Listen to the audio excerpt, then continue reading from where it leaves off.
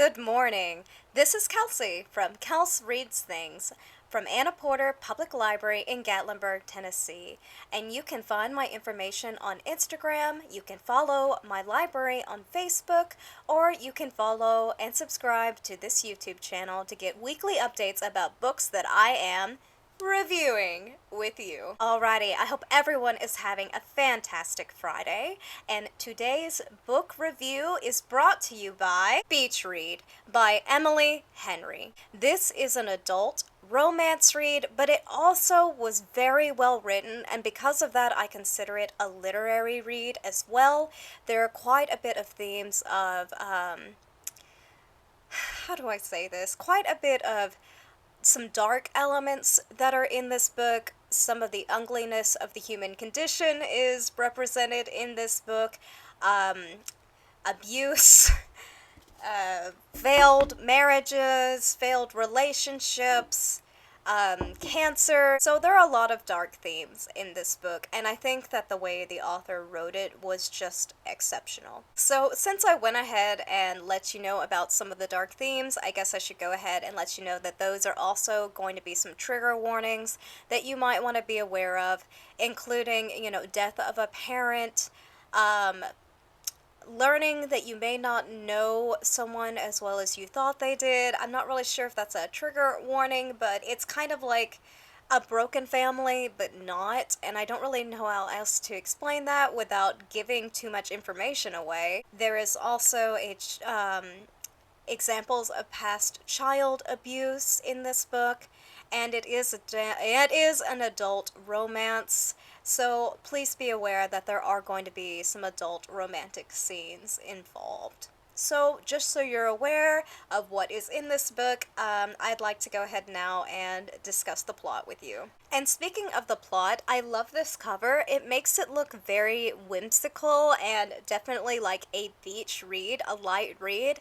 But I will say that the cover, it doesn't exactly, in my opinion, represent what the book is about. Covers can be deceiving, I guess I should say. That's not to say that I didn't enjoy this book and that there weren't lighthearted moments. There definitely was, but I liked this book because of the depth that it had for characters, for their situation, for just everything involved. It was very deep, and I don't hold the cover against it. But if you're looking for just a really light, fluffy read to read on the beach, this may not be it. But if you like your romance books to have a little more depth, I guess I should say, a little more tragedy in them, then this is the one for you. Okay, so Beach Read.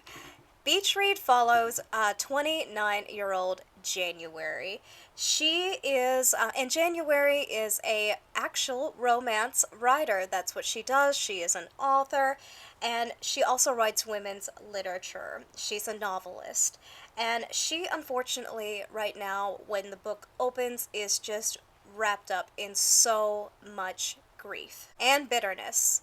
Not only did her father recently pass away, whom she was very, very close to, but also, unfortunately, she found out some things about him that she didn't realize that he was capable of previously.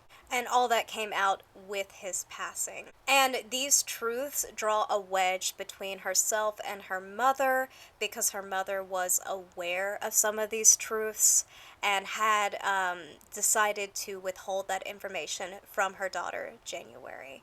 And actually, there is a past of cancer in this book. January's mother was experiencing cancer while January was growing up. I believe she was, I think, 12 to 14-ish when the first diagnosis was given to them, and she's basically taken care of her mother this entire time, to be honest, up until she was about, I think her mother's cancer finally went away at some point while she was in college. So that's definitely a big theme. And now, these two women who are mother and daughter who used to be so close, I mean, January used to help take care of her, are not speaking anymore. And again, January is just wrapped up in all this grief.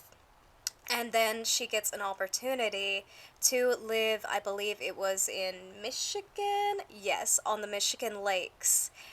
in her father's cabin that she was unaware of that he owned. And her father grew up in Lake Michigan. He was obsessed with the winters there, and that's why he named his daughter January.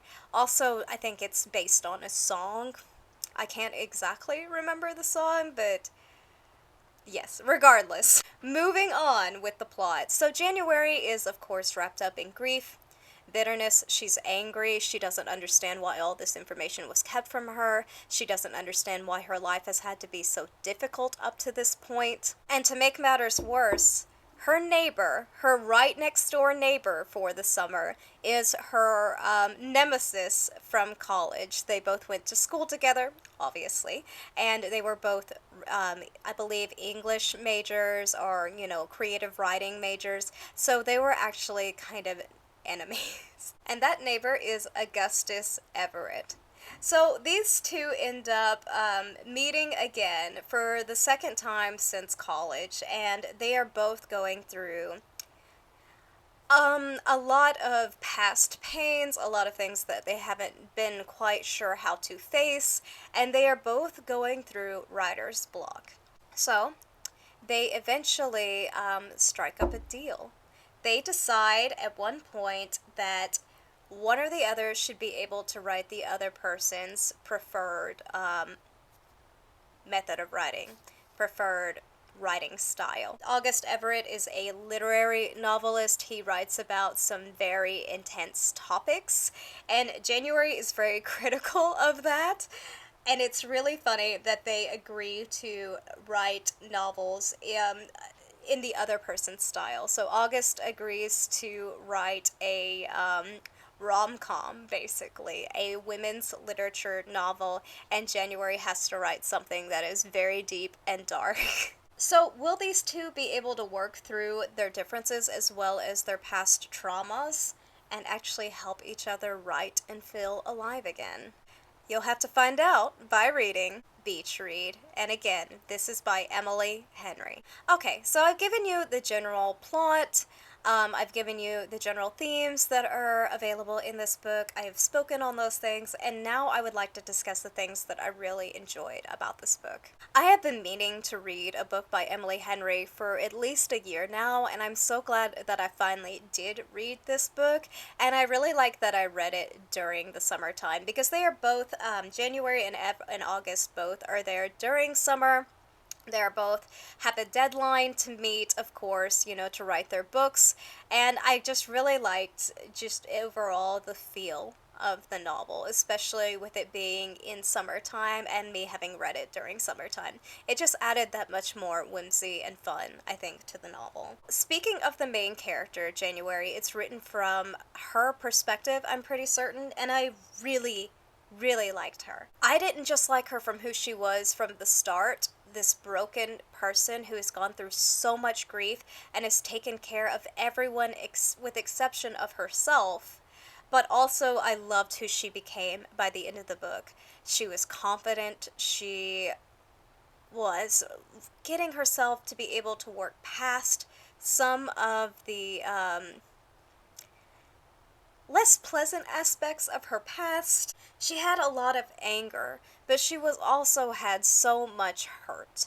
And that's where a lot of her defensiveness came from. If you like strong, fierce female characters that, are just kind of angry for a while, then I think that you will definitely get a kick out of January. Augustus Everett he was your typical introverted, kind of sarcastic Ben Wyatt. If you've ever watched Parks and Rec, Ben Wyatt is the main love interest of one of the characters, the main character, Leslie Knope, and he is very much a nerd type. So if you've ever seen that show, Augustus Everett reminded me of him, and if not, then I apologize for that reference. You should watch that show, though. It is fantastic.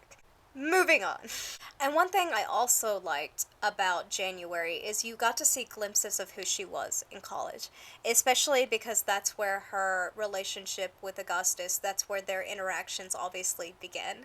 And I really liked her character then too, because she was kind of the polar opposite of who she is in the beginning of the book. In college, she was this bubbly, optimistic, happy fairy princess, like, so to speak, is kind of how Augustus Everett describes her. And because of that, she's not a big fan of him because she doesn't think that he takes her seriously enough. And he's also been known to kind of critique her work a lot. They end up working together a lot in college. Again, these are all in flashbacks. So you get to see, how the relationship began and how it ends. The narrative was extremely honest. There were times when it was hard to read what these characters have gone through, especially in terms of domestic violence, in terms of struggling with a family member who's dealing with cancer, in terms of having lost a family member, a parent. I mean, both were parents that you're very, very close to, and having to find out some things about them that you didn't realize, some very debilitating facts that kind of crumble and make you reassess how you feel about your parent. So that was very real. It was raw. It was deep. I could feel her emotions on the page. And it takes a talented author, I think, to really convey these kind of feelings of betrayal and anger and anxiety and just all of the negative emotions that January felt were very real. And I also think it was very talented of the author for us to be able to connect with her in both ways, in both places in her life. And the fact that I still liked her even when she was bitter and angry and tired and dealing with writer's block and confused about who her father was, all of that, I still liked January as a character. And I think it's just because of her voice, and it made it so easy how she spoke and how she explained the situation and the things going on around her. I don't really know other way to describe it except for it was just very well written, and you could feel everything, and I just understood and connected with her pretty much immediately. Again, I think it's just because she had such an honest, truthful voice. So I really like the story because it was unique. It really was unique. The plot obviously is more character driven, so if you're not a big fan of just character driven novels, then maybe this one isn't for you. But I did love the concept of these two people meeting when they were young in college. And then they were kind of like rivals a little bit in college. Again, I think I said that they, didn't really jive together very well. Then they became neighbors, then they became friends, and then it's up for you to determine if they become more. The secondary characters were something that really added to the comedic relief that this book needed. August Everett has a aunt in the book. I can't exactly remember her name off the top of my head, but she was hilarious. She was a bookstore owner, and she constantly was trying to kind of get August and January together. They had a book club that they were trying to convince them to come to, and again, just a lot of the secondary characters made the story really, really interesting. There's also at least two other characters who add a bit of a wrench into the storyline for both January and for Everett, but they do it separately. And I think that the way that the author introduced these two barriers, these two characters that cause issues for them, was extremely well done. The progression of the story was great. I did not feel like whatsoever that January and Augustus' relationship progressed too quickly. It's very clear that they were kind of at odds with each other in the beginning, and it was very natural, in my opinion, in terms of how the relationship developed, how it changed and ebbed, and all of the emotions and reactions that came about from them made a lot of sense, especially considering their past and what they've been through. I also really liked that these two creative types, these two novelists, were able to kind of set aside what they were comfortable with and used to, and really took on the challenge of trying to write something in the other person's, style.